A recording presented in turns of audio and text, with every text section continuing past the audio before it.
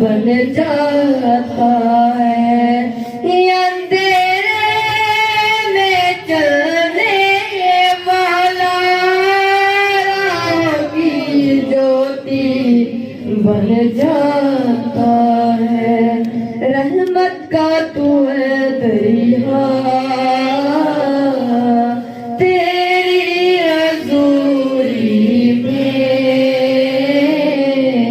अजब सा मसा है खुदा, तेरी हजूरी में अजब सा मसा है खुदा।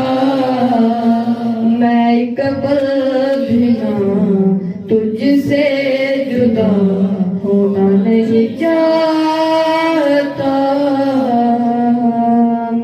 तेरी हजूरी में अजब सा मसा है खुदा, अजब सा मसा है खुदा, अजब सा मसा है खुदा। आमीन। प्रभु यीशु मसीह तेरा बहुत धन्यवाद करते हैं तू सानू अपनी हजूरी दे विच बैठण दा मौका दिता है सच्चा पिता जी दे और पिता तेरे हजूर दे विच एक पल बैठना बाहर संसार दे विच 1000 साल जिंदे रहना किते बेहतर है पिता। तेरा बहुत धन्यवाद करते हैं प्रभु यीशु मसीह, ਅਸੀਂ ਤੇਰੇ ਬੱਚੇ तेरी कृपा दे प्रभु यीशु मसीह। मैं अपने आप को तेरे सुपुर्द करता हूं पिता। प्रभु जी दया कर और प्रभु मैं इस योग नहीं है कि तेरे वचन की व्याख्या कर सका पिता। सच्चा पिता जी दे जान और प्रभु फिर भी मैं दुआ करता हूं पिता, हालेलुया ओहो मसा पेज प्रभु जिस मसा दे थले ये वचन लिखवाया गया है हालेलुया। सच्चा पिता जी दे जान बोलने वाले और सुनने वाले दे इको ही मसा होवे पिता। सच्चा तेरा ये पवित्र वचन तो पहला पिता मैं दुआ करता हां साडे हिरदे खोलना, साडे कन्ना दा खतना कर प्रभु, ताकि ये जड़ियां गल्लां असीं सुन सकीए और सुन के इन्हां ते विश्वास कर सकीए पिता। सच्चा प्रभु दिल जान ते सानू ओ विश्वास दे प्रभु ते जो अपने चेलियां नूं दिता। तेरा दिल जान तो धन्यवाद हो। ये विश्वास तेरी अपनी प्रॉपर्टी है पिता, तू जिस नूं चाहता है उस नूं दे सकदा है। तो कृपा कर पिता, तो अपना विश्वास दे पिता, तेरे पुत्र आत्मा दा मसा चाहने पिता, तो कृपा कर संभाल के। प्रभु दया कर। ये दुआ प्रभु यीशु मसीह दे नाम विच। आज जद के असीं खड़े हैं मैं चाहता है असीं पवित्र शास्त्र विचों मत्ती दी इंजील उसका 24 नंबर अध्याय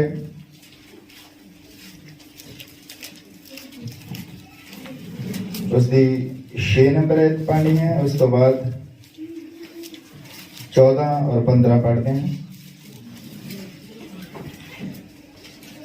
मत्ती दी इंजील उसका 24 नंबर अध्याय उसकी 6 नंबर आयत।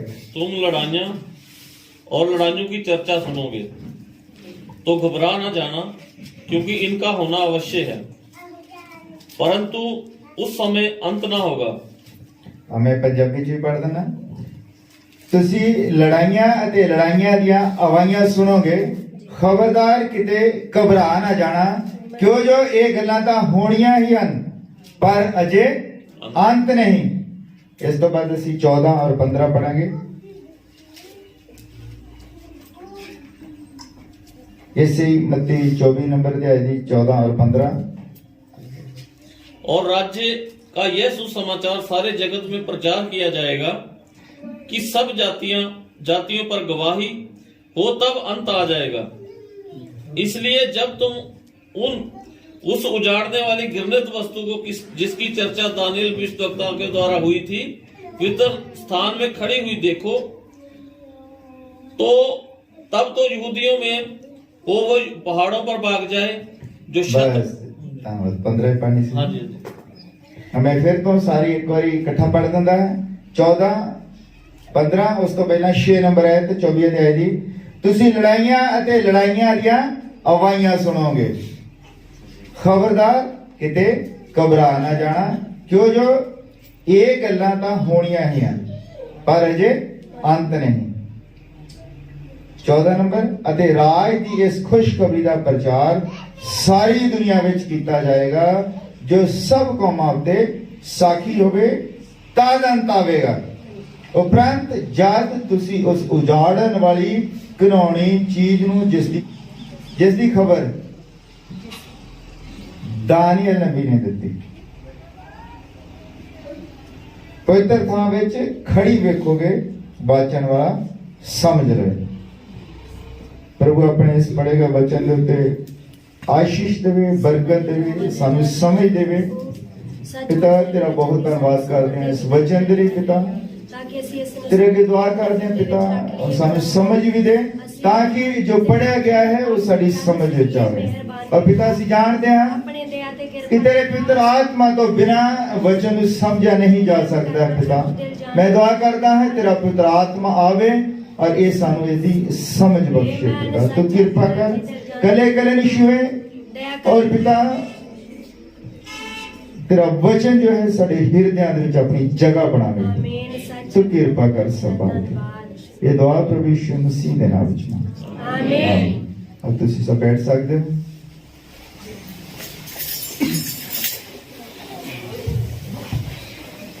हाँ सारिਆਂ ਨੂੰ फिर तो जय मसीह दी। सारे ठीक ठाक हो? और आजकल सारे ही पासे खबरां चल रही हैं, और मैं सोचदा कि शायद आज सारियां ही चर्चा दे तकरीबन सारियां दे विच युद्ध दा ही प्रचार होवेगा। लगदा है ना इस तरह युद्ध दा ही प्रचार होवेगा, मैनूं लगदा है।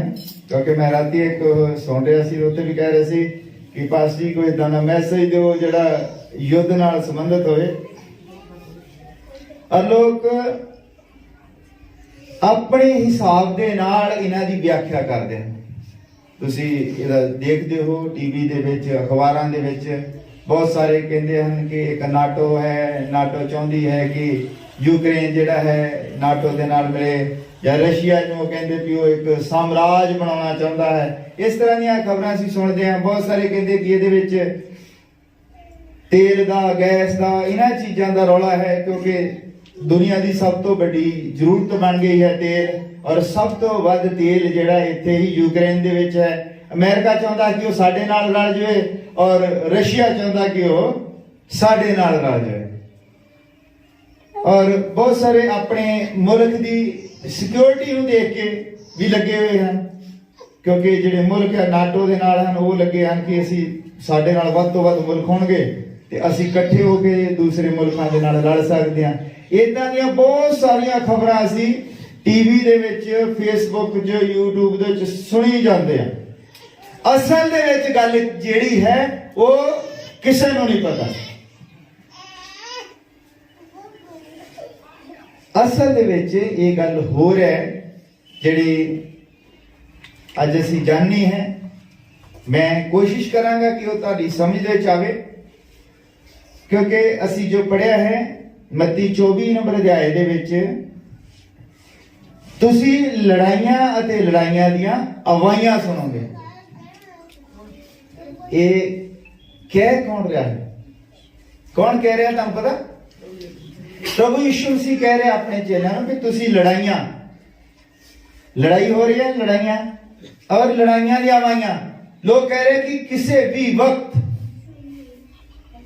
वर्ल्ड वार शुरू हो जाएगा, किसी भी वक्त, हुण भी हो सकता है, रात में भी हो सकता है, किसी भी वक्त कोई भी सिर फिरिया जिहड़ा है वो इनू शुरू कर सकता है।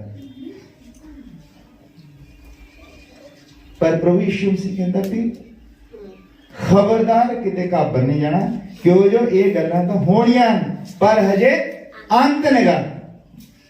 हुण देखो जब वर्ल्ड वार लग जाएगा तो लोग कहते हैं कि ये जिहड़ा वर्ल्ड वार है इस तो बाद कोई वर्ल्ड वार नहीं होएगा। हर मुल्क अपनी पूरी ताकत लगा देगा। करना की चाहता है? देखो पूरी दुनिया शांति की गल करती है कि असीं शांति बहाल करनी है। ਅਮਰੀਕਾ ਨੇ ਮੰਨ ਲਓ ਹੁਣ ਉੱਥੇ ਸ਼ਾਂਤੀ ਬਹਾਲ ਕਰਨੀ ਹੈ ਤੇ ਕਿੱਦਾਂ ਕਰਨੀ ਹੈ? ਵੱਡਾ ਸਾਰਾ ਬੰਬ ਸੁੱਟੋ। ਸ਼ਾਂਤੀ ਬਹਾਲ ਕਰਨ ਦਾ ਮਤਲਬ ਹੈ ਵੀ ਜੀਵਨ ਨਸ਼ਟ ਕਰ ਦੇਣੀ। ਜਿਹੜਾ ਹਿਲਜੁਲ ਕਰਦਾ ਉਹ ਹੀ ਸ਼ਾਂਤ ਹੋ ਗਿਆ ਤਾਂ ਆਪੇ। ਸ਼ਾਂਤੀ ਹਥਿਆਰਾਂ ਦੇ ਨਾਲ, ਯੁੱਧ ਦੇ ਨਾਲ ਇਹ ਸਥਾਪਿਤ ਕਰਨਾ ਚਾਹੁੰਦੇ ਸ਼ਾਂਤੀ ਨੂੰ। ਯੁੱਧ ਦੇ ਨਾਲ ਕਦੀ ਵੀ ਸ਼ਾਂਤੀ ਸਥਾਪਿਤ ਨਹੀਂ ਹੁੰਦੀ। ਪਰ ਇਹ ਸ਼ਾਂਤੀ ਬਹਾਲ ਕਰਨ ਦੇ ਲਈ ਉਹਨਾਂ ਨੇ ਕੀਤਾ ਪਤਾ ਕੀ ਹੈ? ਬੱਚੇ ਦੇ ਨਾਲ ਬਾਅਦ ਚ ਖੇਡਿਓ, ਧਿਆਨ ਦੇ ਨਾਲ ਸੁਣੋ ਗੱਲ। ਆ ਜਿਹੜੀ ਗੱਲ ਤੁਹਾਨੂੰ ਖਬਰਾਂ 'ਚ ਸੁਣਨੇ ਨੂੰ ਮਿਲਣੀ, ਖਬਰਾਂ ਦੇ ਵਿੱਚ ਨਹੀਂ ਕਿਸੇ ਨੇ ਇਹ ਗੱਲ ਦੱਸਣੀ ਜਿਹੜੀ ਮੈਂ ਦੱਸ ਰਿਹਾ। ਤੁਸੀਂ YouTube ਤੇ ਲੱਗੇ ਹੋ ਵੀ ਕੀ ਹੋ ਰਿਹਾ, ਆਹ ਯੁੱਧ ਹੋ ਗਿਆ। ਕਈ ਤਾਂ ਨਿਆਣੇ ਜਿਹੜੇ ਉਹ ਮਿਜ਼ਾਈਲਾਂ ਚੱਲਦੀਆਂ ਉਹਨਾਂ ਦਾ ਸਵਾਦ ਹੀ ਲਈ ਜਾਂਦੇ, ਬਾਰ-ਬਾਰ ਦੇਖੀ ਜਾਂਦੇ ਉਹਨੂੰ ਲਾ ਕੇ। ਬਾਅਦ ਦੇਖੋ ਬੰਬ ਡਿੱਗਿਆ, ਉਹਦੀ ਆਵਾਜ਼, ਉਹ ਸਾਇਰਨ ਜਿਹੜਾ ਚੱਲਦਾ ਉਹਦੀ ਆਵਾਜ਼ ਸੁਣ ਕੇ ਮਜ਼ਾ ਲਈ ਜਾਂਦੇ ਆ। ਇਹ ਮਜ਼ੇ ਵਾਲੀ ਚੀਜ਼ ਨਹੀਂ, ਇਹ ਖਤਰਨਾਕ ਚੀਜ਼ਾਂ ਹਨ। ਤੇ ਜੋ ਅੱਜ ਅਸੀਂ ਇਸ ਵਿਸ਼ੇ ਦੇ ਉੱਤੇ ਗੱਲ ਕਰ ਰਹੇ ਹਾਂ, ਲੜਾਈਆਂ ਤਾਂ ਹੋਣੀਆਂ ਹੀ ਆ। ਪ੍ਰਭੂ ਯਿਸੂ ਮਸੀਹ ਨੇ ਕਿਹਾ ਲੜਾਈਆਂ ਹੋਣੀਆਂ ਹੀ ਆ, ਕਿਉਂਕਿ ਲੋਕਾਂ ਨੂੰ ਪਤਾ ਨਹੀਂ ਹੈ ਕਿ ਸ਼ਾਂਤੀ ਬਹਾਲ ਕਿੱਦਾਂ ਕਰਨੀ ਹੈ। ਉਹਨੇ ਸ਼ਾਂਤੀ ਕਰਨ ਦੇ ਲਈ ਵੀ ਲੜਾਈ, ਸਾਰੀ ਦੁਨੀਆ ਨੇ ਵੱਡੇ ਤੋਂ ਵੱਡੇ ਹਥਿਆਰ ਬਣਾਏ ਹਨ ਸ਼ਾਂਤੀ ਕਰਨ ਦੇ ਲਈ, ਤੇ ਕਿਸੇ ਤਰੀਕੇ ਨਾਲ ਸ਼ਾਂਤੀ ਕਰਦੀ ਹੈ। ਪਰ ਇਹ ਜਿਹੜੀ ਹੈ ਇਹ ਗਲਤ ਤਰੀਕਾ ਹੈ। ਦਰਅਸਲ ਇਹ ਹੋਣਾ ਸਭ ਕੁਝ ਹੈ, ਪਰ ਪ੍ਰਭੂ ਕਹਿ ਰਿਹਾ ਕਿ ਹਜੇ ਅੰਤ ਨਹੀਂ ਹੈ। ਹੋਵੇਗਾ ਕਿ ਇਹ ਮੁਲਕ, ਜਿਹੜੇ ਮੁਲਕ ਹਨ, ਇਹ ਯੁੱਧ ਜਿਹੜਾ ਹੈ, ਮੈਨੂੰ ਇੱਕ ਪਾਸਟਰ ਸਾਹਿਬ ਨੇ ਫੋਨ ਕੀਤਾ, ਕਹਿੰਦੇ ਵੀ ਭਾਈ ਜੀ ਕਿੱਦਾਂ ਵਰਲਡ ਵਾਰ? ਮੈਂ ਕਿਹਾ ਨਹੀਂ, ਵਰਲਡ ਵਾਰ ਨਹੀਂ ਹੋਵੇਗਾ, ਲਿਖ ਕੇ ਲੈ ਲਓ। ਸਾਰੀ ਦੁਨੀਆ ਕਹ ਰਹੀ ਕਿ ਵਰਲਡ ਵਾਰ ਤਿਆਰੀ ਤੇ ਆ, और मैं क्या कि वर्ल्ड वार नहीं होगा, हजे वर्ल्ड वार नहीं होगा। वर्ल्ड वार वास्ते सानू प्रभु ने एक टाइम पीस दिता होया है, हजे वर्ल्ड वार नहीं होना। क्योंकि जेड़ा सी 15 नंबर आयत दे विच पढ़िया है, उपरंत जद तुसी उस उजाड़न वाली घिनौनी चीज नूं जिहदी खबर दानियल नबी ने दिती पवित्र थां विच खड़ी वेखोगे, उदों अंत होगा।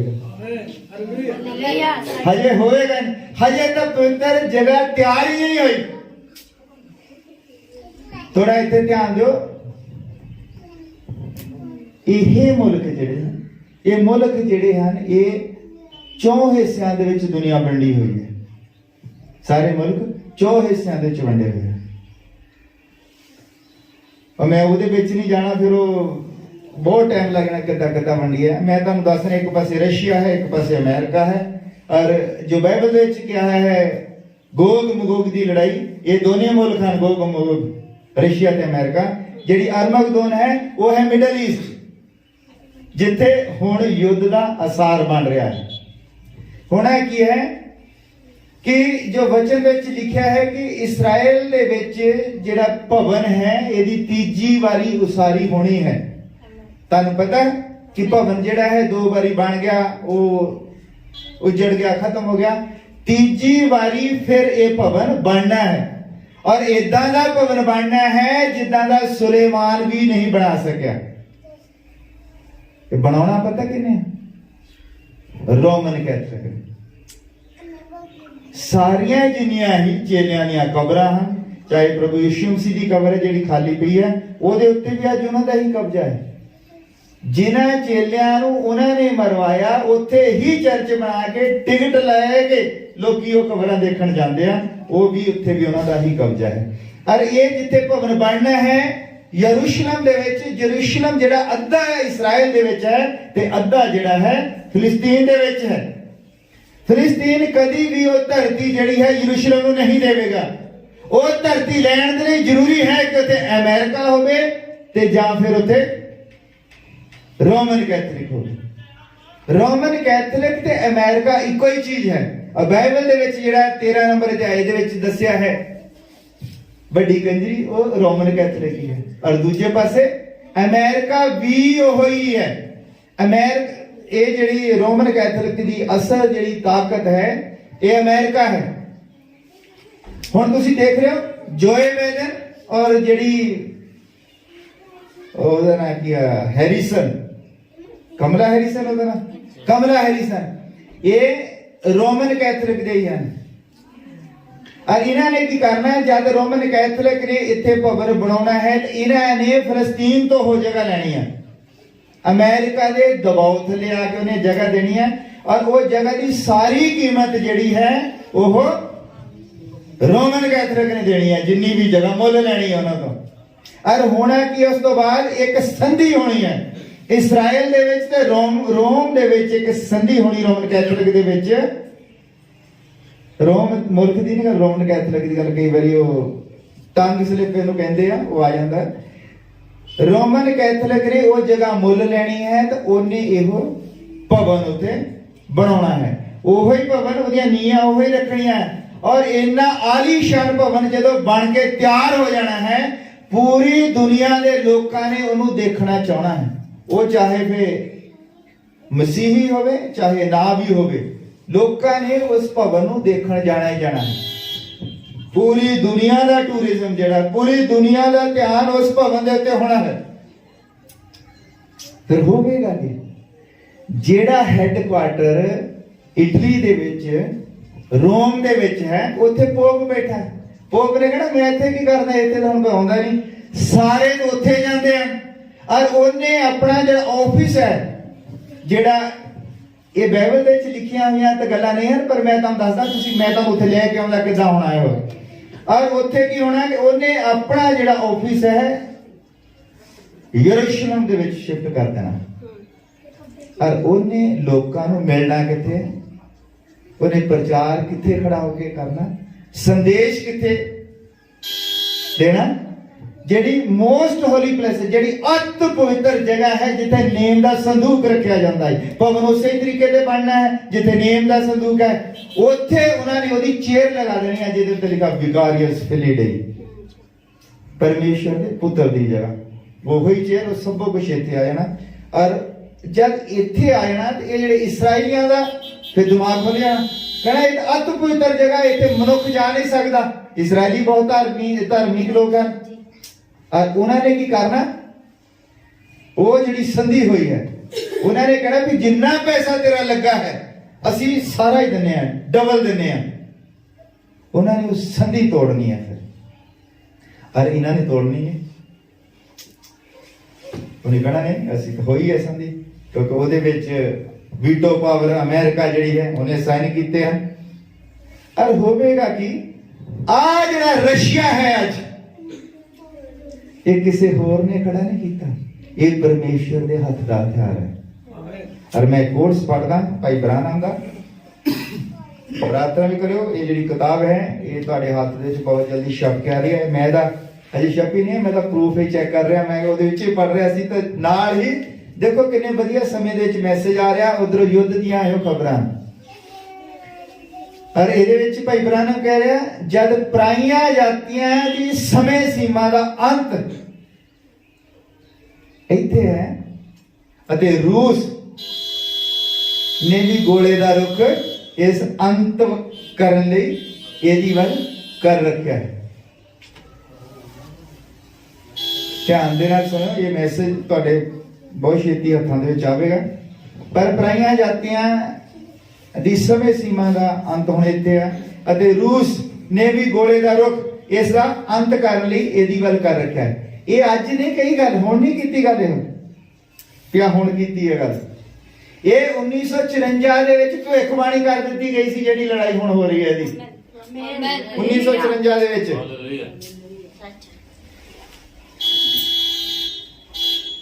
फिर क्यों चिंता ना करो, फिर भी कह रहे हैं ना भी चिंता ना करो, ये आ रहा है। बाइबल ने इस तरह ही किया है, ये अपने उत्ते तुहाडा नाम लिखाए हुए इत्थे आवेगा, गोला हर गोले दे उत्ते तुहाडा नाम लिखा होवेगा। पराइयां जातियां नूं कह रहे हो, बाइबल ने इसी तरह किया है, ये अपने उत्ते तुहाडा नाम लिखाए हुए इत्थे आवेगा। हुण एक सेकंड दे समय विच सब कुछ खाक विच बदल जाएगा, पूरा देश ही ये पूरी तरह नाल तबाह हो जाएगा। ध्यान रखो, ये परमेश्वर है जो ये कर रहा है। मैं जानता हाँ कि वो आजाद शासक, वो जिहड़े शासक हैं आजाद हैं, वो बेप्रतीतियां दा वग है, ਉਹ ਵਿਸ਼ਵਾਸ ਕਰਨ ਵਾਲੇ ਨੇ ਜਿਹੜੇ ਸ਼ਾਸਕ ਹਨ ਰਾਜੇ ਕਿ ਬੀਤੇ ਸਮਿਆਂ ਵਿੱਚ ਪਰਮੇਸ਼ਰ ਨੇ ਇਸਰਾਇਲ ਨੂੰ ਸਿੱਧਾ ਕਰਨ ਦੇ ਲਈ ਬੇਪ੍ਰਤੀਤੀ ਜਾਤੀਆਂ ਨੂੰ ਖੜਾ ਨਹੀਂ ਕੀਤਾ।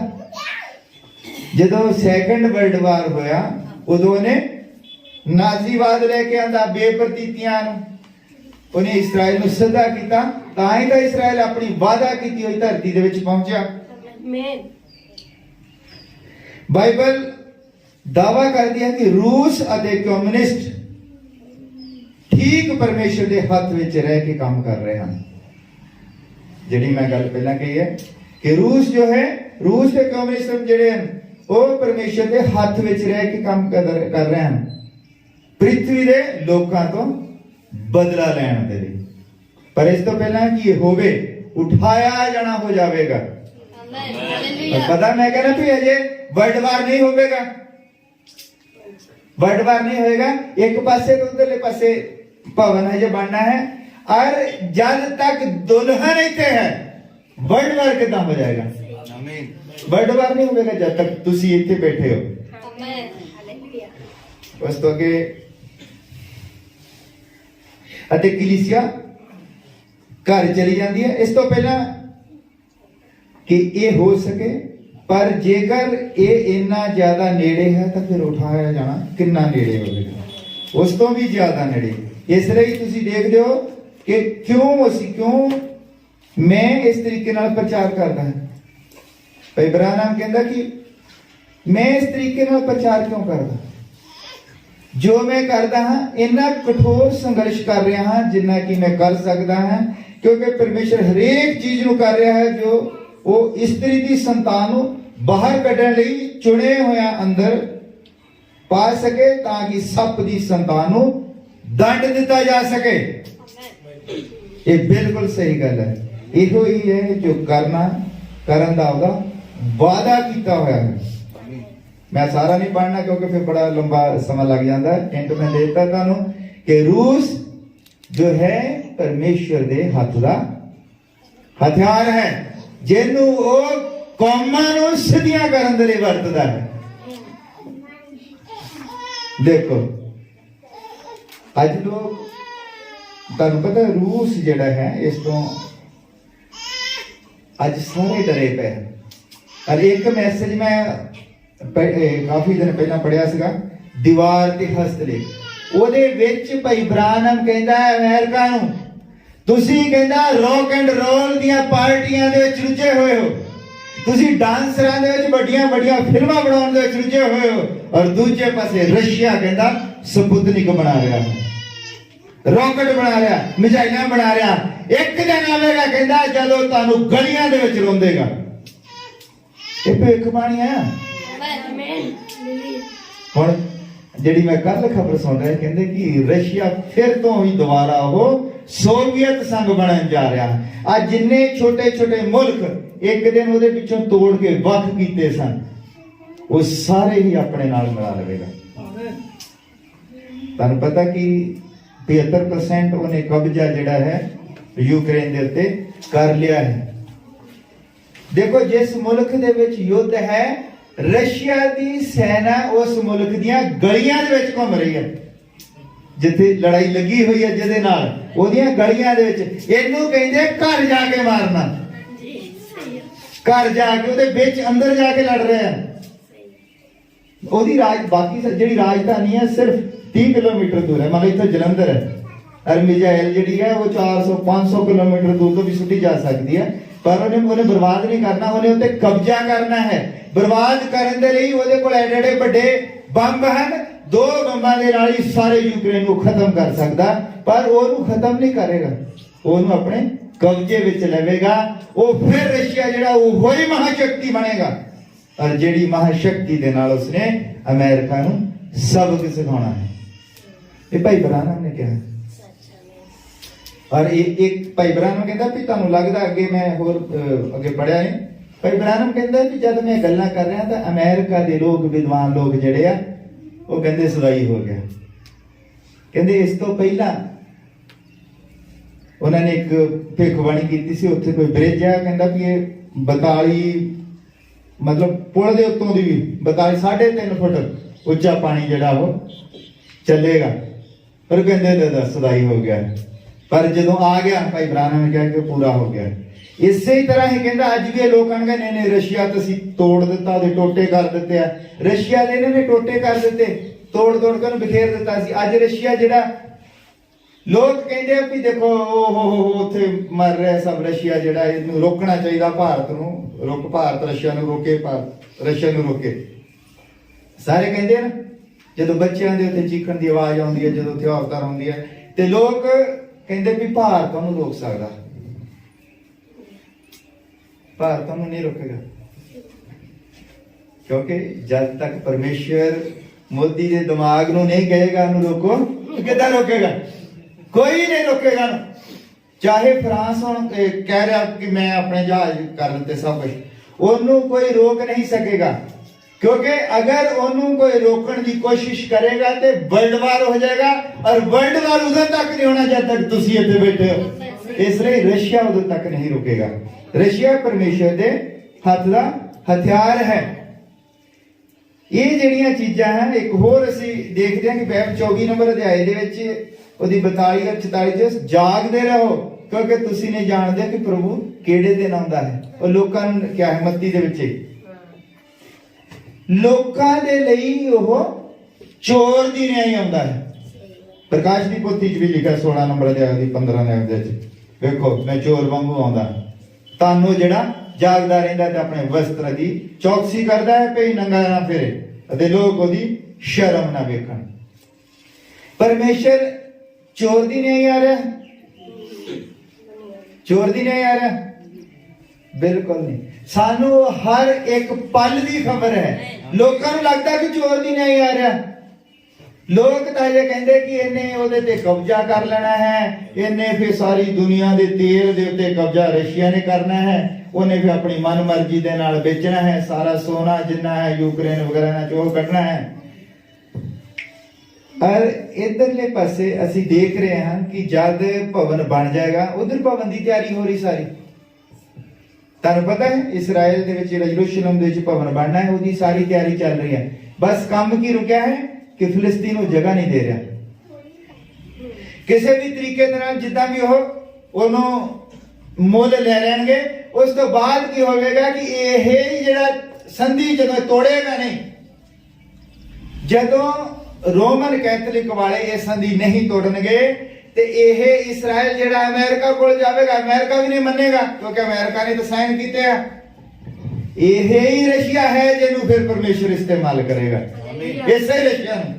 ਔਰ ਰਸ਼ੀਆ ਜਿਹੜਾ ਹੈ ਉਹ ਕਮਿਊਨਿਸਟ ਹੈ। ਕਮਿਊਨਿਸਟ ਦਾ ਮਤਲਬ ਹੁੰਦਾ ਕਿ ਉਹ ਕਿਸੇ ਦੀ ਪ੍ਰਭੂ ਸੱਤਾ ਨੂੰ ਨਹੀਂ ਮੰਨਦੇ। ਉਹ ਧਾਰਮਿਕ ਜਗ੍ਹਾ ਤੋਂ, ਮਸਜਿਦਾਂ ਤੋਂ, ਚਰਚਾਂ ਵਗੈਰਾ ਤੋਂ, ਇਹਨਾਂ ਚੀਜ਼ਾਂ ਤੋਂ ਨਹੀਂ ਬਿਲਕੁਲ ਡਰਦੇ। और इतने में जो संधि तोड़ी जाएगी फिर रशिया के कोल जाएगा कि इतना हो गया, साड़ी आ संधि से इतना हो गया। रशिया इतने बाइबल में लिखा है कि रशिया उतो ही ਇਹਦਾ 10ਵਾਂ ਹਿੱਸਾ ਇਸਰਾਇਲ ਦਾ ਖਤਮ ਕਰ ਦੇਗਾ ਇੱਕੋ ਹੀ ਬੰਬ ਦੇ ਨਾਲ। ਜਿੱਥੇ ਉਹ ਭਵਨ ਬਣਿਆ, ਜਦੋਂ ਉਹ ਬੰਬ ਡਿੱਗਣਾ ਫਿਰ ਸਾਰੀ ਦੁਨੀਆ, ਫਿਰ ਅਮਰੀਕਾ, ਜਿੰਨੇ ਕ੍ਰਿਸਚੀਅਨ ਕੰਟਰੀਆਂ, ਫਿਰ ਸਾਰਿਆਂ ਨੇ ਰਸ਼ੀਆ ਦੇ ਨਾਲ ਲੜਨਾ ਹੈ। ਉਹਨੂੰ ਕਹਿੰਦੇ ਆਰਮਗਦੋਨ। ਉਹ ਹੈ ਵਰਲਡ ਵਾਰ। ਹੁਣ ਕੁਝ ਨਹੀਂ ਹੋਣਾ। ਹੁਣ ਆਰਾਮ ਦੇ ਨਾਲ ਵਿਆਹ ਦੇਖੋ, ਭੰਗੜੇ ਪਾਓ, ਡੀਜਾਂ ਦੇ ਨੱਚੋ, ਜੋ ਮਰਜ਼ੀ ਕਰੋ, ਨਦੀਰ ਪੀਓ ਬਣਾ ਕੇ, ਜੋ ਮਰਜ਼ੀ ਕਰੋ। ਏਦਾਂ ਨਹੀਂਗਾ। ਸੀਰੀਅਸ ਹੋਣ ਦੀ ਜ਼ਰੂਰਤ ਹੈ। ਅੱਜ ਹੀ ਤੌਬਾ ਕਰਨ ਦੀ ਜ਼ਰੂਰਤ ਹੈ। ਇਹ ਨਹੀਂਗਾ ਵੀ ਚਲੋ ਹੁਣ ਤਾਂ ਸਾਨੂੰ ਪਤਾ ਲੱਗਾ, ਹਜੇ ਤਾਂ ਇਸਰਾਇਲ ਨੇ ਭਵਨ ਪਤਾ ਨਹੀਂ ਕਦੋਂ ਬਣਾਉਣਾ, ਹਜੇ ਹੈਗੇ ਆ 5-4 ਸਾਲ, ਕੋਈ ਗੱਲ ਨਹੀਂ, ਕਰ ਲਓ ਜੋ ਕਰਨਾ। ਏਦਾਂ ਨਹੀਂਗਾ। ਅੱਜ ਹੀ ਤੌਬਾ ਕਰਨ ਦੀ ਜ਼ਰੂਰਤ ਹੈ। ਆਮੀਨ। ਅੱਜ ਹੀ।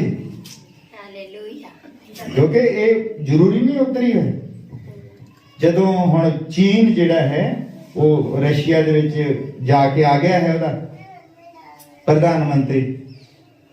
ਪਰ ਜੇ ਚੀਨ, ਹਜੇ ਤਾਂ ਭਾਰਤ ਤੇ ਰਸ਼ੀਆ ਦੀ ਦੋਸਤੀ ਹੈ, ਜਦੋਂ ਉਹਨੂੰ ਲੱਗੇਗਾ ਕਿ ਭਾਰਤ ਮੇਰੇ ਖਿਲਾਫ ਸ਼ਾਇਦ ਆਵੇਗਾ ਤੇ ਹੋ ਸਕਦਾ ਕਿ ਯੁੱਧ ਇਧਰਲੇ ਪਾਸੇ ਨੂੰ ਆ ਜਾਵੇ। ਵਰਲਡ ਵਾਰ ਨਾ ਹੋਵੇ ਪਰ ਯੁੱਧ ਸਾਡਾ ਹੋ ਜਾਵੇ। ਵਰਲਡ ਵਾਰ ਹੋਰ ਚੀਜ਼ ਹੈ, ਯੁੱਧ ਸਾਡੇ ਨਾਲ ਹੋ ਜਾਵੇ, ਜਾਂ ਪਾਕਿਸਤਾਨ ਦਾ ਵੀ ਉੱਥੇ ਜਾ ਕੇ ਆ ਗਿਆ ਫਟਾਫਟ, ਦੇਖਿਆ ਇਮਰਾਨ, ਉਹਦੀ ਪਾਲਿਸੀ ਜਦ ਕਿਸੇ ਨੇ ਕੁਝ ਨਹੀਂ ਦੱਸਿਆ ਉਹਦੀ ਪਾਲਿਸੀ ਕਿਉਂ ਗਿਆ ਹੈ। ਉਹ ਕਹਿੰਦਾ ਵੀ ਜਿਸ ਤਰ੍ਹਾਂ ਤੂੰ ਯਾਦ ਕਰ ਰਿਹਾ ਨਾ, ਉਹਨੇ 2 ਮੁਲਕ ਯਾਦ ਕਰਾਤੇ। ਉਹ ਦੱਸਦਾ ਵੀ ਉੱਥੇ ਇੱਕ ਸ੍ਰੀਨਗਰ ਵੀ ਹੈ, ਕਸ਼ਮੀਰ, ਤੇ ਸੇਮ ਕਾਰਵਾਈ ਅਸੀਂ ਵੀ ਕਸ਼ਮੀਰ ਦੇ ਉੱਤੇ ਕਰਨੀ ਚਾਹੁੰਦੇ ਹਾਂ। ਇਹੀ ਉਹਦੀ ਪਾਲਿਸੀ। ਪਰ ਸਾਡਾ ਮੁਲਕ ਵੀ ਜਿਹੜਾ ਹੈ ਬਹੁਤ ਸੁਚੇਤ ਹੈ, ਕਿਉਂਕਿ ਵਰਲਡ ਵਾਰ ਤਾਂ ਨਹੀਂ ਹੋਵੇਗਾ ਪਰ ਯੁੱਧ ਜਿਹੜਾ ਹੈ ਸਾਡਾ ਅਸੀਂ ਵੀ ਵਿੱਚ ਉਹਦੇ ਇਨਵੋਲਵ ਹੋ ਸਕਦੇ ਹਾਂ, ਕਿਉਂਕਿ ਸਾਰੇ ਕਹਿੰਦੇ ਆ ਕਿ ਭਾਰਤ ਰੋਕ ਸਕਦਾ ਸੀ ਉਹਨੂੰ। ਤੁਸੀਂ ਜਾਣਦੇ ਅਗਰ ਪੁਤਿਨ ਨੂੰ ਕੋਈ ਰੋਕ ਸਕਦਾ ਹੈ ਤਾਂ ਭਾਰਤ ਰੋਕ ਸਕਦਾ ਹੈ, ਹੋਰ ਕੋਈ ਨਹੀਂ ਰੋਕ ਸਕਦਾ। ਯੁੱਧ ਨਾਲ ਨਹੀਂ, ਕਿਉਂਕਿ ਉਹ ਸਾਡਾ ਮਿੱਤਰ ਹੈ। ਜਿੰਨਾ ਉਹਦਾ ਹਥਿਆਰ ਵਿਕਦਾ ਹੈ ਅਸੀਂ ਤਾਂ ਲੈਂਦੇ ਹਾਂ, ਸਾਡਾ ਹੀ ਮੁਲਕ ਲੈਂਦਾ ਹੈ। ਉਹਦੀ ਮੰਡੀ ਹੈ। ਰਸ਼ੀਆ ਤੇ ਅਮਰੀਕਾ 2 ਇਦਾਂ ਦੇ ਮੁਲਕ ਹੈ, ਹਥਿਆਰਾਂ ਦੀ ਮੰਡੀ ਹੈ। ਉਹ ਚਾਹੁੰਦੇ ਹਨ ਕਿ ਕੋਈ ਮੁਲਕ ਇੱਕ ਦੂਜੇ ਨਾਲ ਇਦਾਂ ਲੜੀ ਜਾਵੇ ਤੇ ਅਸੀਂ ਆਪਣਾ ਗੋਲਾ ਬਰੂਦ ਉਹਨਾਂ ਨੂੰ ਦੇਈ ਜਾਈਏ ਤਾਂ ਮੁੜ ਕੇ ਇਹਨਾਂ ਤੋਂ ਪੈਸੇ ਲਈ ਜਾਈਏ। ਹਥਿਆਰਾਂ ਦੀ ਮੰਡੀ ਹੈ। ਰਸ਼ੀਆ ਵੀ ਇਦਾਂ ਹੀ ਚਾਹੁੰਦਾ ਹੈ। ਤੇ ਭਾਰਤ ਜਿਹੜਾ ਹੈ, ਅਸੀਂ ਜਾਣਦੇ ਹਾਂ ਕਿ ਬਹੁਤ ਸਮਝਦਾਰ ਮੁਲਕ ਹੈ। ਭਾਰਤ ਇਸ ਯੁੱਧ ਦੇ ਵਿੱਚ ਕਿਸੇ ਪਾਸੇ ਵੀ ਨਹੀਂ ਜਾਵੇਗਾ। ਭਾਰਤ ਨੇ ਵੋਟ ਨਹੀਂ ਕੀਤੀ, ਉਦਾਂ ਕਿਹਾ ਵੀ ਸ਼ਾਂਤੀ ਨਾਲ ਇਹਦਾ ਹੱਲ ਲੱਭੋ, ਤੇ ਜਦੋਂ ਯੁੱਧ ਵਾਲੇ ਪਾਸੇ ਵੋਟ ਕਰਦੇ ਸੀ ਉਦੋਂ ਵੋਟ ਨਹੀਂ ਕੀਤੀ ਭਾਰਤ ਨੇ। ਪ੍ਰਭੂ ਹੈ ਜੋ ਸਾਡੇ ਮੁਲਕ ਦੇ ਵਿੱਚ ਬਹੁਤ ਸਮਝਦਾਰ ਨੇਤਾ ਵੀ ਹਨ, ਵਧੀਆ ਤਰੀਕੇ ਦੇ ਨਾਲ। ਸਾਡਾ ਮੁਲਕ ਹੀ ਇਦਾਂ ਦਾ ਹੈ ਜਿਹਨੇ ਕਸਮ ਖਾਧੀ ਹੈ ਸਾਡੇ ਮੁਲਕ ਨੇ ਕਿ ਅਸੀਂ ਯੁੱਧ ਦੇ ਵਿੱਚ ਕਦੀ ਵੀ ਪਹਿਲਾ ਨਿਊਕਲੀਅਰ ਬੰਬ ਨਹੀਂ ਇਸਤੇਮਾਲ ਕਰਾਂਗੇ ਜਦ ਤੱਕ ਅਗਲਾ ਨਹੀਂ ਸਾਡੇ ਉੱਤੇ ਸੁੱਟਦਾ। ਦੇਖੋ ਅਸੀਂ ਵਧੀਆ ਮੁਲਕ ਦੇ ਵਿੱਚ ਰਹਿੰਦੇ, ਤਾਂ ਹੀ ਮੈਂ ਸ਼ੁਰੂ ਵਿੱਚ ਪ੍ਰਾਰਥਨਾ ਕੀਤੀ ਕਿ ਤੁਸੀਂ ਬਹੁਤ ਵਧੀਆ ਜਗ੍ਹਾ ਦੇ ਵਿੱਚ ਬੈਠੇ ਹੋ। ਭਾਰਤ ਵਿਸ਼ਵ ਗੁਰੂ ਜਿਹੜਾ ਬਣਨ ਜਾ ਰਿਹਾ ਨਾ, ਇਹ ਮਤਲਬ ਹੈ ਉਹਨੇ ਯੋਗਾ ਨਹੀਂ ਕਰਾਉਣਾ ਕਿਸੇ ਨੂੰ, ਤੇ ਨਾ ਹੀ ਉਹਨੇ ਸੂਰਜ ਨੂੰ ਪਾਣੀ ਚੜਾਉਣਾ। ਆਹ ਹੀ ਚੀਜ਼ ਹੈ। ਇਹਦੇ ਕੋਲ ਹੀ ਮੂਲ ਮੰਤਰ ਹੈ ਕਿ ਸ਼ਾਂਤੀ ਦੇ ਨਾਲ ਸਭ ਕੁਝ ਹੋ ਸਕਦਾ ਹੈ। और शांति का जो मूल मंत्र है महात्मा गांधी ने दिता है, और महात्मा गांधी ने मत्ती का 5 नंबर अध्याय पढ़िया सी, ओहो ही मूल मंत्र भारत अपनाउंदा है। अमेरिका नहीं अपनाउंदा, अमेरिका तो 13 नंबर अध्याय है, और रशिया भी नहीं अपनाउंदा। केड़ा मुल्क अपनाउंदा उस हथियार नूं? भारत।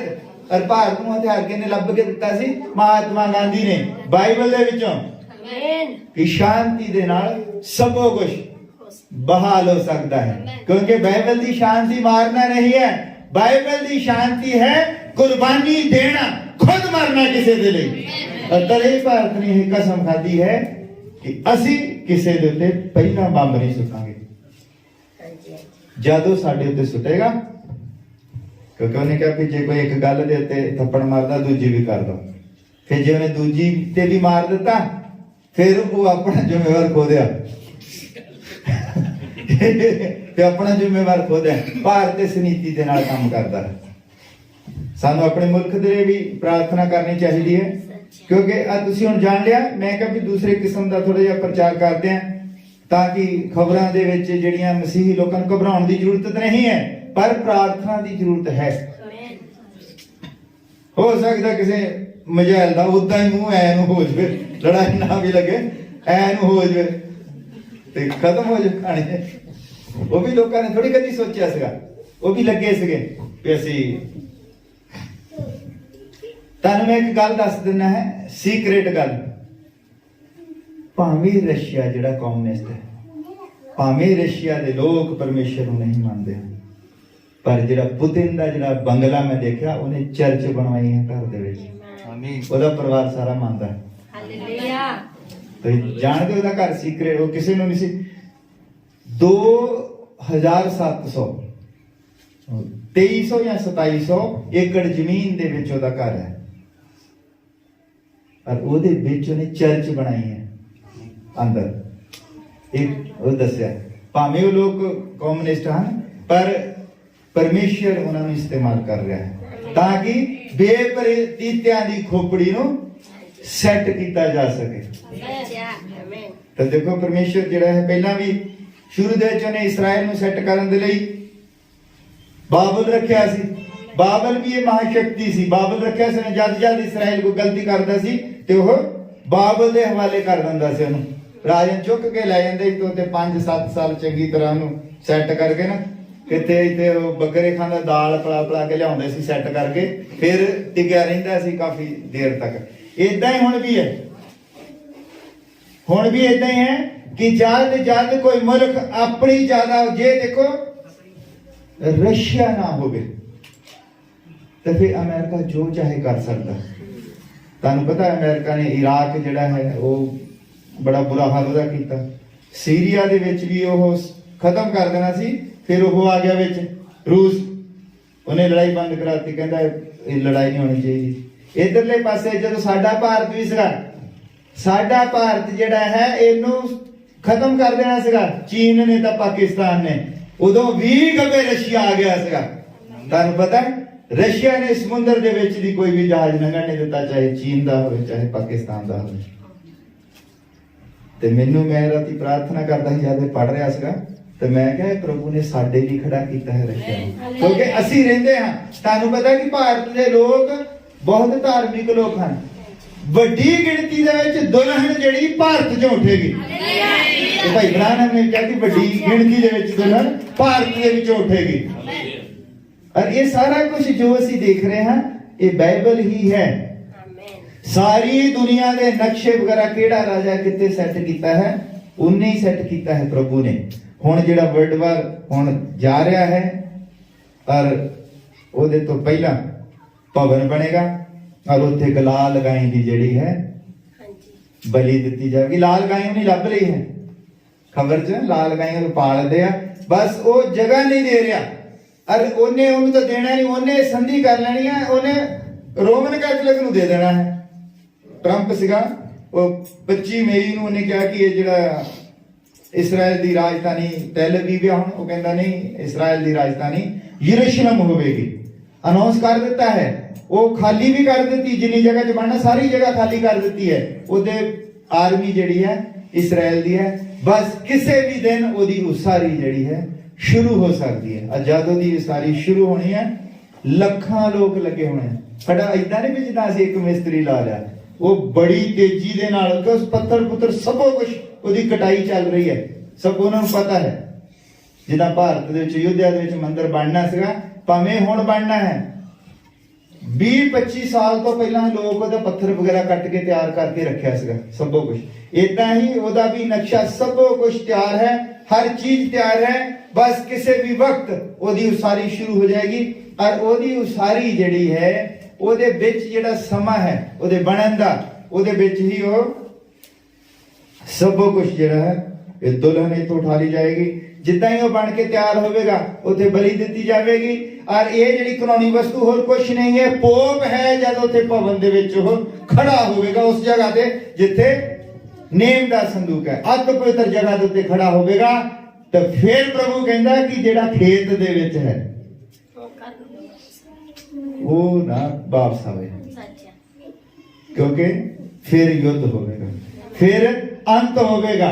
ਇਸ ਲਈ ਅਸੀਂ ਅੰਤ ਦੇ ਕਿੰਨਾ ਜ਼ਿਆਦਾ ਨੇੜੇ ਹਾਂ ਇਹ ਤੁਸੀਂ ਇਹਦੀ ਕਲਪਨਾ ਨਹੀਂ ਕਰ ਸਕਦੇ। ਬਹੁਤ ਹੀ ਲਾਗੇ ਆ ਅਸੀਂ ਅੰਤ ਦੇ। ਇਸ ਲਈ ਪ੍ਰਾਰਥਨਾ ਕਰੋ, ਤੋਬਾ ਕਰੋ, ਸੀਰੀਅਸ ਹੋ।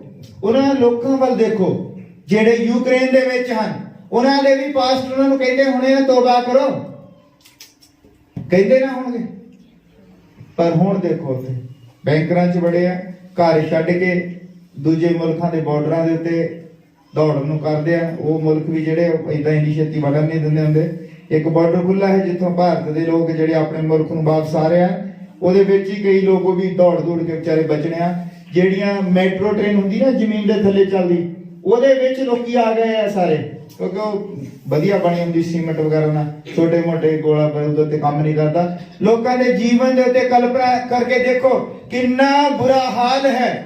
ਰੋਟੀ ਤੱਕ ਨਹੀਂ ਮਿਲ ਰਹੀ, ਪਾਣੀ ਤੱਕ ਨਹੀਂ ਮਿਲ ਰਿਹਾ, ਕਿਉਂਕਿ ਉੱਥੇ ਪਾਣੀ ਮੁੱਕੀ ਜਾਂਦਾ ਹੈ। ਮੈਟਰੋ ਸਟੇਸ਼ਨਾਂ ਦੀਆਂ ਜਿਹੜੀ ਸੁਰੰਗ ਹੈ ਜਿਹਦੇ ਵਿੱਚ ਦੀ ਟ੍ਰੇਨ ਚੱਲਦੀ ਹੈ, ਉਹਨਾਂ ਸੁਰੰਗਾਂ ਦੇ ਵਿੱਚ ਲੋਕ ਬੜੇ ਹਨ।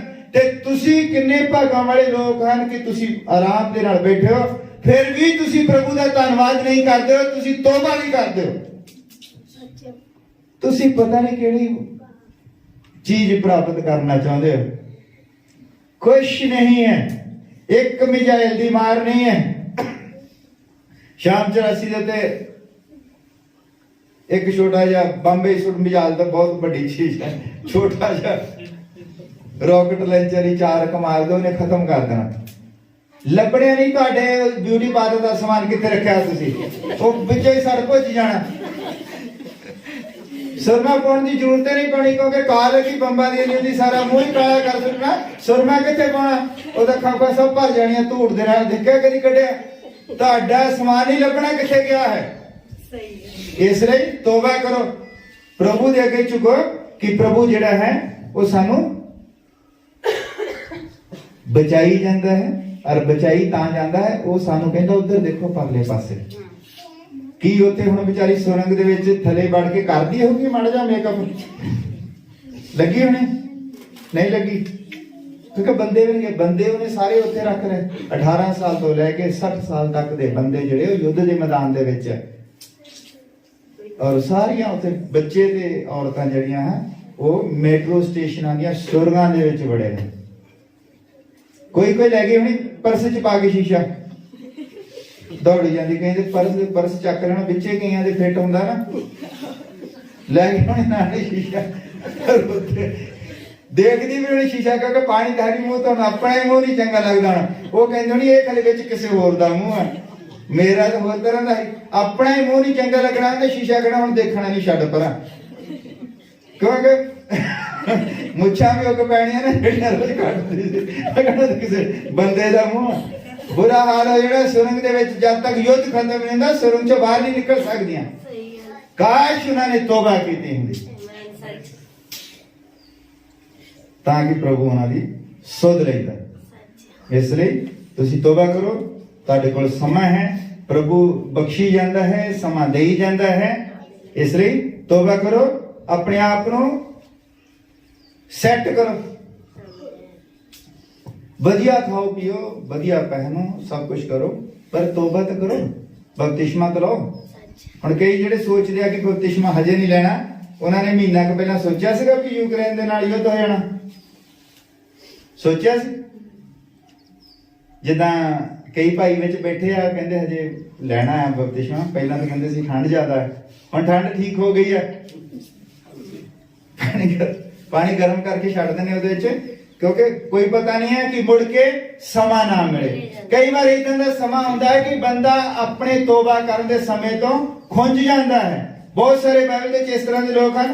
यहूदा इस्करियोती ने भी तौबा करनी चाहिए, और जिद्दां दी तौबा ਉਹਨੇ ਕੀਤੀ कोई नहीं कर सकिया, ਉਹਨੇ अपना जीवन ही नष्ट कर सुटिया, पर ਉਹਦਾ फायदा ਕੀ ਹੋਇਆ? कोई फायदा नहीं है। इसलिए समा ਰਹਿੰਦੇ ही तौबा करो। अगर समा ਰਹਿੰਦੇ तुसी तौबा नहीं करते हो तो तुहानू उसका कोई फायदा नहीं है। इसलिए ये युद्ध तो लड़न की जरूरत नहीं है, युद्ध सानू साडे प्रभु दे कोल लैण लई जा रहा है। हालेलुया।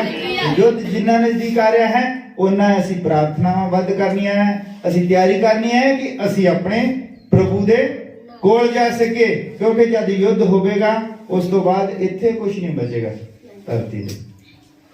ਜਿਹੜਾ ਧਰਤੀ ਦੇ ਨਾਲ ਚੁੰਬੜਿਆ ਹੈ, ਧਰਤੀ ਦੇ ਨਾਲ ਚੁੰਬੜਨ ਦਾ ਮਤਲਬ ਜਿਹੜਾ ਹੈ ਧਰਤੀ ਮਟੀਰੀਅਲ ਹੈ, ਔਰ ਜਿਹੜਾ ਬੰਦਾ ਮਟੀਰੀਅਲ ਦੇ ਨਾਲ ਚੁੰਬੜਿਆ ਰਹਿੰਦਾ ਹੈ ਇਹ ਸਭ ਕੁਝ ਮਟੀਰੀਅਲ ਹੀ ਹੈ, और जो कुछ भी है सारा साजो समान जो कुछ भी सब कुछ मटीरियल है, और जेड़ा मटीरियल नाल चुंबड़िया रहेगा, और मटीरियल जेड़ा उन्हें मैं एक बार प्रचार किया सी, इत्थे भी किया, बाहर भी किया सी, एंटी मटीरियल सुनिया, बस वो एंटी मटीरियल ही छड्डेगा सब। आ जेड़े बंब बुंब बनाउंदे आ, ये ते छोटे छोटे ट्रेलर हैं, ਉਹਦੇ ਕੋਲ ਜਿਹੜਾ ਬੰਬ ਹੈ ਉਹਦੀ ਕਲਪਨਾ ਵੀ ਨਹੀਂ ਕਰ ਸਕਦੇ, ਬਣਾ ਹੀ ਨਹੀਂ ਸਕਦੇ। ਮੈਂ ਤੁਹਾਨੂੰ ਦੱਸਿਆ ਸੀ ਇਹ ਬਣਾ ਕਿਉਂ ਨਹੀਂ ਸਕਦੇ, 1 ਗ੍ਰਾਮ ਐਂਟੀ ਮੈਟਰ ਬਣਾਉਣ ਦੇ ਲਈ 26.5 ਅਰਬ ਰੁਪਇਆ ਚਾਹੀਦਾ, 1 ਗ੍ਰਾਮ ਬਣਾਉਣ ਦੇ ਲਈ, और पूरी दुनिया खत्म करने के लिए 250 ग्राम काफी है। ये बना ता नहीं रहे, इन्हें तो बनता नहीं, क्योंकि जो बन भी गया तो उन्हें रखा नहीं जा सकता, वो किसी भी चीज के नाल टकरा जाएगा, ब्लास्ट हो जाएगा। 22.5 अरब रुपया 26 अरब रुपया ਉਹਦੀ कीमत 1 ग्राम दी, और इन्ना खर्च के रखे नहीं होना, ਔਰ ਜਿਹਨੇ ਬਣਾਉਣਾ ਆ ਉਹਨੇ ਖਤਮ ਹੋ ਜਾਣਾ ਆਪੇ ਹੀ ਬਣਾ ਕੇ ਉਹਨੂੰ। ਇਹ ਹਥਿਆਰ ਪਰਮੇਸ਼ਰ ਦੇ ਕੋਲ ਹੈ। ਇਹ ਧਰਤੀ ਉਹਨੇ ਸਭੋ ਕੁਝ ਐਂਟੀ ਮਟੀਰੀਅਲ ਦੇ ਨਾਲ ਹੀ ਖਤਮ ਕਰਨੀ ਹੈ, ਐਂਟੀ ਮੈਟਰ ਦੇ ਨਾਲ। ਤੇ ਉਸ ਤੋਂ ਬਾਅਦ ਕੀ ਹੋਣਾ ਹੈ, ਇਸ ਧਰਤੀ ਨੂੰ ਦੁਬਾਰਾ ਉਹਨੇ ਸ਼ੁੱਧ ਕਰਕੇ ਜਿਹੜੇ ਉਠਾਇਆ ਜਾਣਾ ਕੀ ਹੈ ਕਿ ਇਹ ਜਿਹੜੇ ਲੋਕ ਹਨ ਉਹਨੇ ਉੱਪਰ ਚੁੱਕ ਲੈਣੇ, ਇਹਨੂੰ ਸਾਫ਼ ਕਰਕੇ। ਜਿੱਦਾਂ ਕਈ ਵਾਰੀ ਆਪਾਂ ਕੋਈ ਚੀਜ਼ ਸਾਫ਼ ਕਰਨੀ ਹੁੰਦੀ ਤਾਂ ਅਸੀਂ ਇੱਕ ਚੀਜ਼ ਨੂੰ ਚੁੱਕ ਲੈਨੇ ਪਰੇ, ਉਹਨੂੰ ਸਾਫ਼ ਕਰਕੇ ਫਿਰ ਉੱਥੇ ਰੱਖਦੇ ਹਾਂ। ਇਦਾਂ ਹੀ ਹੋਣਾ ਹੈ। ਔਰ ਉਹਨੇ ਇਹੋ ਉੱਪਰ ਚੁੱਕ ਲੈਣੇ ਹੈ ਲੋਕ, ਔਰ ਇਸ ਧਰਤੀ ਨੂੰ ਚੰਗੀ ਤਰ੍ਹਾਂ ਸਾਫ਼ ਕਰਕੇ ਸ਼ੁੱਧ ਕਰਕੇ ਫਿਰ ਸਾਨੂੰ ਦੇਣੀ ਹੈ। Amen hallelujah.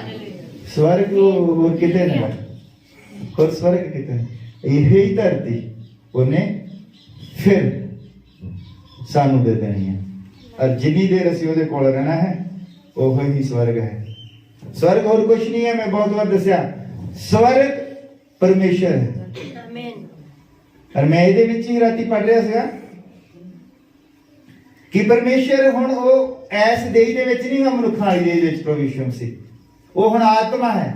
ਉਹ ਕੀ ਕਰਦਾ ਹੈ, ਆਪਣੀ ਦੁਲਹਨ ਦੇ ਵਿੱਚ ਕਲੀਸਿਆ ਦੇ ਵਿੱਚ ਪਾਇਆ ਜਾਂਦਾ ਹੈ ਹੁਣ। ਆਮੇਨ। ਔਰ ਉਹ ਆਪਣੀ ਦੇਹ ਨੂੰ ਕਦੀ ਖਤਮ ਥੋੜੀ ਕਰੇਗਾ। ਆਪਣੀ ਦੇਹ ਨੂੰ ਉਹ ਉੱਪਰ ਚੁੱਕੇਗਾ, ਸਾਫ਼ ਕਰੇਗਾ, ਫਿਰ ਇੱਥੇ ਧਰਤੀ ਦੇਤੇ ਹੋ। ਹਾਲੇਲੂਇਆ। ਇਹ ਹੈ। ਇਸ ਲਈ ਡਰਨ ਦੀ ਜ਼ਰੂਰਤ ਨਹੀਂ ਕੋਈ ਵੀ, ਨਾ ਹੀ ਉਹ ਚੋਰ ਵਾਂਗੂ ਆਵੇਗਾ।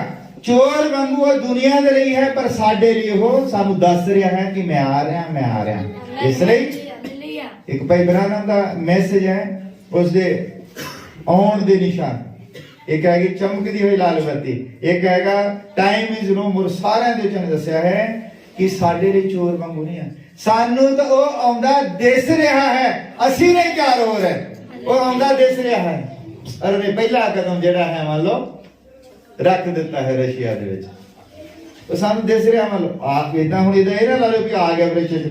ਮੈਂ ਇੱਕ ਉਦਾਹਰਨ ਦਿੰਦਾ ਕਿ ਸਾਨੂੰ ਤਾਂ ਦਿਸ ਰਿਹਾ ਹੈ, ਉਹਦੀ ਆਉਣ ਦਾ ਇੱਕ ਨਿਸ਼ਾਨ ਸਾਨੂੰ ਰਸ਼ੀਆ ਦੇ ਵਿੱਚ ਦਿਸ ਰਿਹਾ ਹੈ ਕਿ ਰਸ਼ੀਆ ਨੇ ਚੈलेंज कर ਦਿੱਤਾ ਹੈ कि मैं अगर कोई ਵਿੱਚ ਆਵੇਗਾ बचेगा नहीं। कोई भी देश इतना ज्यादा शक्तिशाली नहीं हो सकता जब तक परमेश्वर उस दे नाल ना होवे। परमेश्वर दे हथ है। लगता है ना लोगों को, लगता है कि वो तो मानते ही लगे, क्योंकि रशिया ने पूरी बड़े बड़े सारी दुनिया सब तो पहला रशिया ने सारिया चर्चा तोड़ा दित्तियां सी। और ਜਿਹੜੀਆਂ ਜ਼ਿਆਦਾ ਵੱਡੀਆਂ ਸੀ ਉੱਥੇ ਨੇ ਸਕੂਲ ਬਣਾਤੇ, ਕਾਲਜ ਬਣਾਤੇ। ਕਿਉਂਕਿ ਹੈ ਕੀ ਹੈ, ਪਰਮੇਸ਼ਰ ਇਦਾਂ ਦੇ ਕੰਮ ਨਹੀਂ ਚਾਹੁੰਦਾ ਜਿੱਦਾਂ ਦੇ ਲੋਕ ਕਰ ਰਹੇ ਹਨ। ਪਰਮੇਸ਼ਰ ਆਪਣੇ ਬੰਦਿਆਂ ਵਿੱਚ ਰਹਿਣਾ ਚਾਹੁੰਦਾ ਹੈ, ਆਪਣੀ ਕਲੀਸਿਆ ਵਿੱਚ ਰਹਿਣਾ ਚਾਹੁੰਦਾ ਹੈ, ਔਰ ਲੋਕ ਉਸ ਨੂੰ ਭਵਨ ਦੇ ਵਿੱਚ ਰੱਖਣਾ ਚਾਹੁੰਦੇ ਆ। ਇੱਟਾਂ ਦੀ ਬਿਲਡਿੰਗ ਬਣਾ ਕੇ ਉੱਥੇ ਰੱਖਣਾ ਚਾਹੁੰਦੇ ਆ ਲੋਕ। ਉੱਥੇ ਨਹੀਂ ਰਹਿਣਾ ਚਾਹੁੰਦਾ, ਉਹ ਤੁਹਾਡੇ ਹਿਰਦੇ ਵਿੱਚ ਰਹਿਣਾ ਚਾਹੁੰਦਾ ਹੈ। ਹਾਲੇਲੂਇਆ।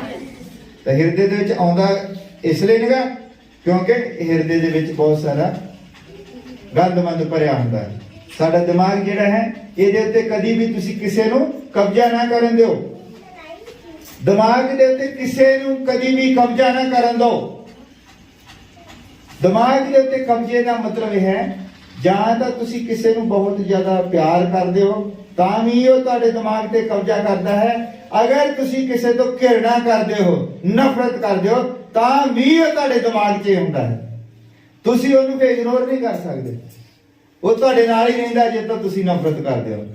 ਪਿਆਰ ਜਿਹਨੂੰ ਕਰਦੇ ਹੋ ਉਹ ਤੁਹਾਡੇ ਨਾਲ ਇਹਨਾਂ ਨਹੀਂ ਰਹਿੰਦਾ। ਜਿਹਨੂੰ ਤੁਸੀਂ ਨਫ਼ਰਤ ਕਰਦੇ ਹੋ ਉਹ ਤੁਹਾਡੀ ਖੋਪੜੀ ਦੇ ਵਿੱਚ ਵੜਿਆ ਰਹਿੰਦਾ ਹੈ। ਇਸ ਲਈ ਕਿਸੇ ਨੂੰ ਆਪਣੇ ਦਿਮਾਗ ਦੇ ਉੱਤੇ ਰਾਜ ਨਾ ਕਰਨ ਦਿਓ। ਇਗਨੋਰ ਕਰੋ ਸਭ ਕੁਝ। ਅਗਰ ਤੁਹਾਨੂੰ ਕੋਈ ਕੁਝ ਕਹਿ ਵੀ ਜਾਂਦਾ ਕੋਈ ਗੱਲ ਨਹੀਂ, ਛੱਡੋ ਸਭ ਕੁਝ। ਕਦੀ ਵੀ ਕਿਸੇ ਤੋਂ ਈਰਖਾ ਨਾ ਕਰੋ।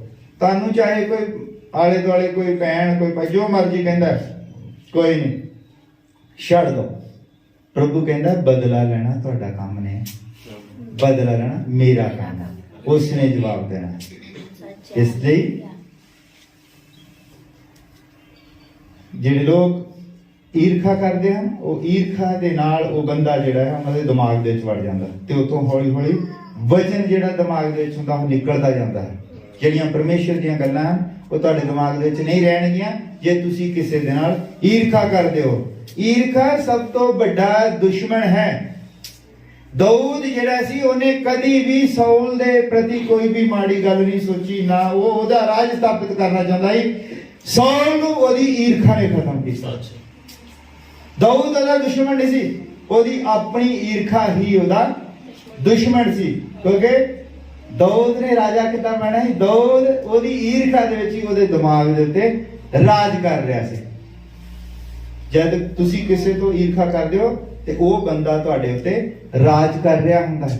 ਤੁਸੀਂ ਕਿਸੇ ਨੂੰ ਰਾਜ ਨਹੀਂ ਕਰਨ ਦੇਣਾ ਆਪਣੇ ਉੱਤੇ। ਇਹ ਦੇਖੋ ਕਿੰਨਾ ਗਹਿਰਾ ਵਿਸ਼ਾ ਹੈ। ਤੁਸੀਂ ਉਹ ਤੋਂ ਈਰਖਾ ਕਰ ਰਹੇ ਹੁੰਦੇ ਔਰ ਉਹ ਰਾਜ ਕਰ ਰਿਹਾ ਹੁੰਦਾ ਤੁਹਾਡੇ ਤੇ। ਤੁਸੀਂ ਰੋਟੀ ਵੀ ਵੇਲਦੇ ਸਮੇਂ ਉਹ ਬੰਦਾ ਹੀ ਸੋਚ ਕੇ ਰੋਟੀ ਦਾ ਬੁਰਾ ਹਾਲ ਕਰਦੇ ਨੇ, ਉਹੀ ਸੋਚੀ ਜਾਣੇ, ਹਰ ਜਗ੍ਹਾ ਉਹੀ ਸੋਚੀ ਜਾਣੇ, ਉਹ ਸਟੇਟਸ ਵੀ ਉਹੀ ਲਾਈ ਜਾਂਦੇ ਜਿਹੜਾ 24 ਘੰਟੇ ਉਹਦੇ ਦੁਆਲੇ ਲੱਗੇ ਰਹਿੰਦੇ। ਇਹ ਸਭ ਕੁਝ ਕਰਨ ਦਾ ਕੀ ਹੈ ਕਿ ਤੁਸੀਂ ਉਸ ਬੰਦੇ ਦੇ ਦੁਆਲੇ ਲੱਗੇ ਔਰ ਉਹ ਬੰਦਾ ਅਗਰ ਸਹੀ ਹੈ ਤਾਂ ਉਹ ਆਪਣਾ ਕੰਮ ਕਰੀ ਜਾਂਦਾ ਹੈ। ਇਸ ਲਈ ਇਗਨੋਰ ਕਰਨਾ ਸਿੱਖੋ।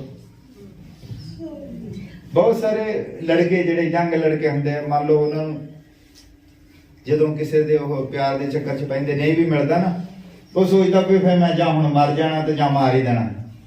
ਉਹਦਾ ਆਪਣਾ ਜੀਵਨ ਹੀ ਨਹੀਂ ਹੁੰਦਾ, ਕੋਈ ਖਤਮ ਹੋ ਜਾਂਦਾ। ਏਦਾਂ ਲੜਾਈ ਦੇ ਵਿੱਚ ਵੀ ਹੈ, ਜਦੋਂ ਕਿਸੇ ਨੂੰ ਕੋਈ ਕੁਝ ਕਹਿੰਦਾ ਕਹਿੰਦਾ ਮੈਂ ਹੁਣ ਚਾਹੇ ਇਹਨੂੰ ਮਾਰ ਦੇਣਾ ਤੇ ਚਾਹੇ ਮੈਂ ਮਰ ਜਾਣਾ। ਉਹਨੂੰ ਬੱਚੇ ਉਹਨੂੰ ਮਾਰ ਦਿੰਦਾ ਤਾਂ ਵੀ ਤੂੰ ਮਰਿਆ, ਮਤਲਬ ਆਪਣਾ ਜੀਵਨ ਹੀ ਖਤਮ ਹੋ ਗਿਆ। ਈਰਖਾ ਤੁਹਾਡੇ ਆਪਣੇ ਜੀਵਨ ਨੂੰ ਖਤਮ ਕਰ ਦਿੰਦੀ ਹੈ। ਇਸ ਲਈ ਕਦੀ ਵੀ ਇੰਨੀ ਕੀ ਈਰਖਾ ਤਾਂ ਬਿਲਕੁਲ ਕਰਨੀ ਨਹੀਂ ਚਾਹੀਦੀ। ਵਚਨ ਸਾਨੂੰ ਸਿਖਾਉਂਦਾ ਹੈ। ਕਿਉਂਕਿ ਮੈਂ ਕਿਹਾ ਨਾਲ ਇਹ ਵੀ ਦੱਸ ਦੇਣਾ ਥੋੜਾ ਜਿਹਾ, ਹੁਣ ਮੈਂ ਫਟਾਫਟ ਖਤਮ ਕਰਨਾ ਕਿਉਂਕਿ ਉਧਰਲੇ ਪਾਸੇ ਸਾਡੀ ਸੰਗਤੀ ਦੇ ਭਾਈ ਭੈਣ ਜਿਹੜੇ ਆ ਉਹ ਕੁਝ ਉਧਰ ਹੈਗੇ ਅੱਜ, ਤੇ ਇਹਦੇ ਵਿੱਚ ਆਵਾਜ਼ ਆਉਣ ਲੱਗ ਪੈਣੀ ਨਾ। ਹੁਣ ਤੁਹਾਨੂੰ ਪਤਾ ਲੱਗਾ ਕਿਸੇ ਤੋਂ ਈਰਖਾ ਨਹੀਂ ਕਰਨੀ, ਘਬਰਾਉਣਾ ਨਹੀਂਗਾ, ਕਿਉਂਕਿ ਯੁੱਧ ਜਿਹੜਾ ਬਿਲਕੁਲ ਲੱਗੇ ਹੈ ਔਰ ਤੁਸੀਂ ਆਪਣੀ ਤਿਆਰੀ ਯੁੱਧ ਲਈ ਨਹੀਂ ਕਰਨੀ, ਉੱਪਰ ਉੱਠਣ ਲਈ ਕਰਨੀ। ਤਾਂ ਕਿ ਮਿਜ਼ਾਈਲਾਂ ਵਗੈਰਾ ਸਭ ਕੁਝ ਕਰਦੇ ਰਹੇ। ਅਸੀਂ ਉਕਾਬ ਹਾਂ, ਉਕਾਬ ਜੇ ਥੱਲੇ ਤੂਫਾਨ ਵੱਜਦੇ ਆ, ਜੋ ਮੀਂਹ ਪੈਂਦਾ, ਮੇਰੀ ਐਣ ਪੈਣ ਵਾਲੀ ਹੁੰਦੀ ਆ, ਸਾਰੇ ਪੰਛੀ ਡਰੇ ਹੁੰਦੇ, ਕੋਈ ਕਿਤੇ ਲੁਕ ਰਿਹਾ ਹੁੰਦਾ, ਕੋਈ ਕਿਤੇ ਲੁਕ ਰਿਹਾ ਹੁੰਦਾ ਹੈ। ਉਕਾਬ ਹੀ ਹੈ ਜੋ ਡਾਰੀ ਮਾਰਦਾ, ਬੱਦਲਾਂ ਦੇ ਉੱਤੇ ਚਲਾ ਜਾਂਦਾ, ਥੱਲੇ ਹਨੇਰੀਆਂ ਚੱਲਣ, ਤੂਫਾਨ ਚੱਲੇ, ਜੋ ਮਰਜ਼ੀ ਹੋਵੇ ਉਹਨੂੰ ਕੋਈ ਪਰਵਾਹ ਨਹੀਂ ਹੈ। ਫਿਰ ਉਹ ਐਣ ਦਾ ਵੀ ਉੱਤੋਂ ਜਾ ਕੇ ਨਜ਼ਾਰਾ ਲੈਂਦਾ ਕਿ ਥੱਲੇ ਐਣ ਪੈ ਰਹੀ ਆ। ਏਦਾਂ ਹੀ ਜਦ ਥੱਲੇ ਯੁੱਧ ਹੋਵੇਗਾ, ਆ ਜਿਹੜੇ ਸਾਇਰਨਾਂ ਦੀ ਆਵਾਜ਼ ਤੁਸੀਂ ਥੱਲੇ ਬੈਠ ਕੇ ਦੇ ਉੱਤੋਂ ਸੁਣੋਗੇ ਕਿ ਕੀ ਹੋ ਰਿਹਾ ਹੈ, ਤੇ ਫਿਰ ਤੁਸੀਂ ਆਪਣੇ ਪ੍ਰਭੂ ਦਾ ਧੰਨਵਾਦ ਕਰੋਗੇ ਕਿ ਪ੍ਰਭੂ ਤੂੰ ਸਾਨੂੰ ਬਚਾ ਲਿਆ। ਉਹਦੇ ਤੱਕ ਜਾਣ ਲਈ ਜ਼ਰੂਰੀ ਹੈ ਅੱਜ ਆਪਣੇ ਆਪ ਨੂੰ ਤਿਆਰ ਕਰੋ, ਅੱਜ ਤੋਬਾ ਕਰੋ। ਅੱਜ ਹੀ ਤੁਹਾਡੇ ਕੋਲ ਸਮਾਂ ਹੈ ਕਿ ਤੁਸੀਂ ਤੋਬਾ ਕਰੋ। ਆਪਣਾ ਜੀਵਨ ਉਹਨੂੰ ਦਿਓਗੇ ਤਾਂ ਹੀ ਉਹ ਆਪਣਾ ਤੁਹਾਨੂੰ ਬਚਾਵੇਗਾ। ਜੇ ਉਹਦਾ ਜੀਵਨ ਹੋਵੇਗਾ ਤਾਂ ਬਚਾਵੇਗਾ, ਜੇ ਤੁਹਾਡੇ ਵਿੱਚ ਸ਼ੈਤਾਨ ਦਾ ਜੀਵਨ ਹੈ ਤਾਂ ਬਚਾਵੇਗਾ ਨਹੀਂ। ਫਿਰ ਤੁਸੀਂ ਵੀ ਸੰਸਾਰ ਦੇ ਨਾਲ ਹੀ ਨਸ਼ਟ ਹੋ ਜਾਓਗੇ। ਆਓ ਅਸੀਂ ਖੜੇ ਹੋ ਜਾਂਦੇ। ਅਸੀਂ ਆਪਣੇ ਸਿਰਾਂ ਝੁਕਾਉਂਦੇ ਹਾਂ। ਪ੍ਰਭੂ ਯਿਸੂ ਮਸੀਹ ਤੇਰਾ ਬਹੁਤ ਧੰਨਵਾਦ ਕਰਦੇ ਹਾਂ ਪਿਤਾ, ਇਸ ਭਰੋਸੇ ਦੇ ਲਈ, ਅਹਿਸਾਸ ਦੇ ਲਈ ਕਿ ਅਸੀਂ ਇਸ ਯੁੱਧ ਦੇ ਵਿੱਚ ਨਹੀਂ ਜਾਵਾਂਗੇ ਪਿਤਾ। ਤੂੰ ਹੀ ਹੈ ਸਾਨੂੰ ਜੋ ਉੱਪਰ ਉਠਾਉਣ ਜਾ ਰਿਹਾ ਹੈ ਪਿਤਾ। ਅਸੀਂ ਤੇਰੇ ਅੱਗੇ ਝੁਕਦੇ ਹਾਂ, ਅਸੀਂ ਪ੍ਰਾਰਥਨਾ ਕਰਦੇ ਹਾਂ ਪਿਤਾ ਤੇਰੇ ਅੱਗੇ, ਅਸੀਂ ਪਛਤਾਤਾਪ ਕਰਦੇ ਹਾਂ ਪਿਤਾ, ਅਸੀਂ ਤੇਰੇ ਅੱਗੇ ਡਿੱਗਦੇ ਹਾਂ ਪਿਤਾ, ਤੂੰ ਸਾਨੂੰ ਮਾਫ ਕਰ। ਅਸੀਂ ਪਛਤਾਤਾਪ ਕਰਦੇ ਹਾਂ, ਅਸੀਂ ਆਪਣੇ ਰੋਜ਼ਮਰਰਾ ਦੀਆਂ ਗਲਤੀਆਂ ਤੋਂ ਤੋਬਾ ਕਰਦੇ ਹਾਂ ਪਿਤਾ। ਤੂੰ ਹੀ ਹੈ ਜੋ ਸਾਨੂੰ ਸੰਭਾਲ ਕੇ ਰੱਖਦਾ। ਅਸੀਂ ਆਪਣਾ ਜੀਵਨ ਤੇਰੇ ਹੱਥ ਵਿੱਚ ਦਿੰਦੇ ਹਾਂ ਤਾਂ ਕਿ ਤੂੰ ਇਸ ਕਸ਼ਟ ਦੀ ਘੜੀ ਦੇ ਵਿੱਚ ਸਾਨੂੰ ਬਚਾ ਸਕੇ। ਤੂੰ ਕਿਰਪਾ ਕਰ ਸਕੇ। ਇਹ ਦੁਆ ਪ੍ਰਭੂ ਯਿਸੂ ਮਸੀਹ ਦੇ ਨਾਮ ਵਿੱਚ। ਆਮੀਨ।